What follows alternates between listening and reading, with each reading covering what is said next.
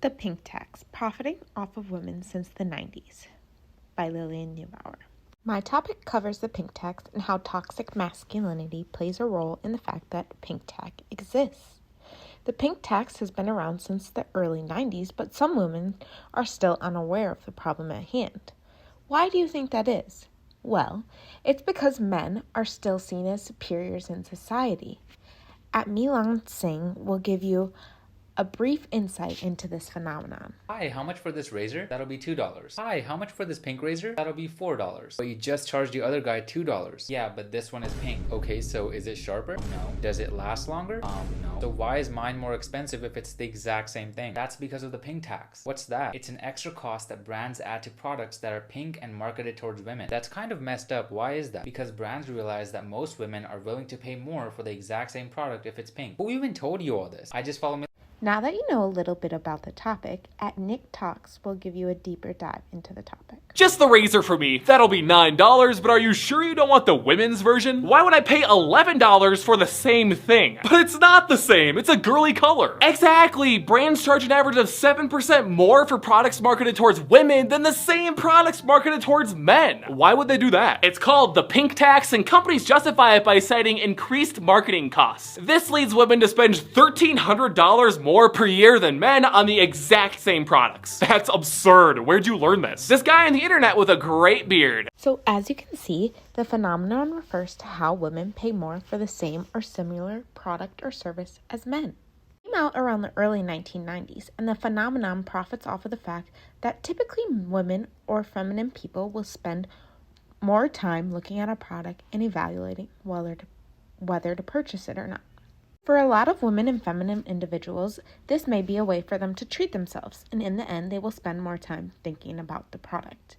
Whereas supposedly men and more masculine individuals will simply purchase the cheapest priced item or the same thing each time, and they aren't drawn towards the buzzwords or the packaging. So companies do this because they can, and most women don't even know that the sexist phenomenon exists.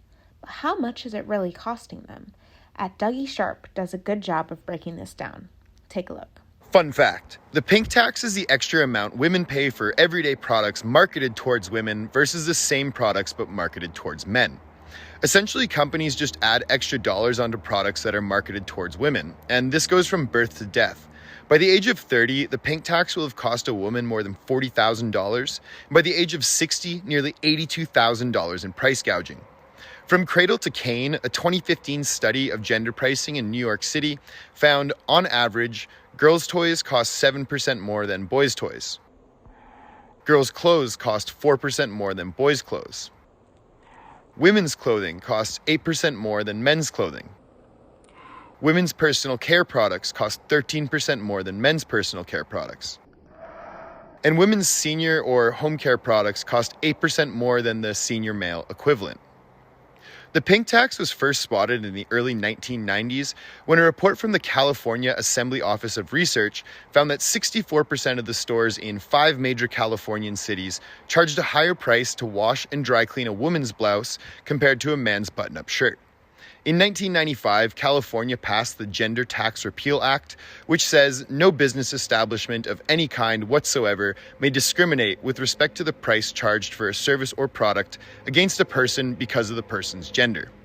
In 2019, Congresswoman Jackie Speier reintroduced a bill to ban the pink tax nationwide. The bill he mentioned was unfortunately not passed, or we'd all be saving a heck of a lot of a moolah. I previously mentioned how USA Today did a 2018 blurb on pink tax, and they interviewed a brand who said they simply adhere to the pink tax phenomenon because they can. But truly, we can see that it is rooted in sexism and how prominent toxic masculinity is becoming over the years in society. Toxic masculinity appears in so many aspects of society, from the ways that boys are taught unconditional toughness, from the toys that kids are being purchased, even to the clothes that they're being separated by gender, from anti-feminist behavior to discrimination against any non-heterosexual, and the list goes on and on. So what can we do differently, and how can we change this? Here's that kid stat on TikTok on what it should be like to be masculine and manly. How did men go from this to this? As a new dad, I constantly ask myself, what is masculinity? I don't think it's about how well we can hurt other people. I don't think it's about how big and strong we are. What I think is, what would I want my son to learn from me? In today's world, I think being a man is taking care of my family and showing that to my son. A man finds ways to connect with their children. Too often, I think we get lost on these really surface level things that are fun. I love dancing with my son. I love cuddling my son. I love doing his hair. Things like hairstyles, what color we want to wear, what toys we want to play with. To me, I want my son to do anything that makes him happy because I value our relationship over everything. I want to show him that a man is present and there. I want to show him that men are okay to show emotions. So when my son asks what a man is, I'll tell him it's about being there, loving those around you no matter what, and always being there to help and support them no matter what. And that's ultimately what I want him to know what a man is. We need to be doing better for our families. Toxic masculinity needs to go. We learned about how women during COVID especially felt as if they're being held for invisible work. We learned that in same-sex couples, they make decisions about dividing labor, and the same decisions should be made when it comes to other couples and families. It means to divide work so that there is far less stress, tension, and hostility. Now you may say toxic masculinity isn't even a thing still. It's outdated and only a thing old people are doing. And that's false. I'm about to show you just one of the many examples of toxic masculinity appearing in social media trends today. After the events of a murder that took place in 2020, when a young male went on a first date with someone he met from Tinder, he then killed her on that first date. And this trend began appearing on social media, specifically TikTok, referring to how men would kill their dates on a first date. It's truly sickening. And though today we have artists like Harry Styles and celebrity TV personalities like Dom from The Perfect Match that are clearly doing great things in an attempt to defy gender stereotypes, there is still prevalence of trends that are rooted in toxic masculinity, and the phenomena of the pink tax clearly shows that we have a ways to go. We all have a choice, and there is a moment when you choose whether to be silent or stand up. Malaza Yousafzai. So will you make your own choice, or will you remain a partisan to toxic masculinity?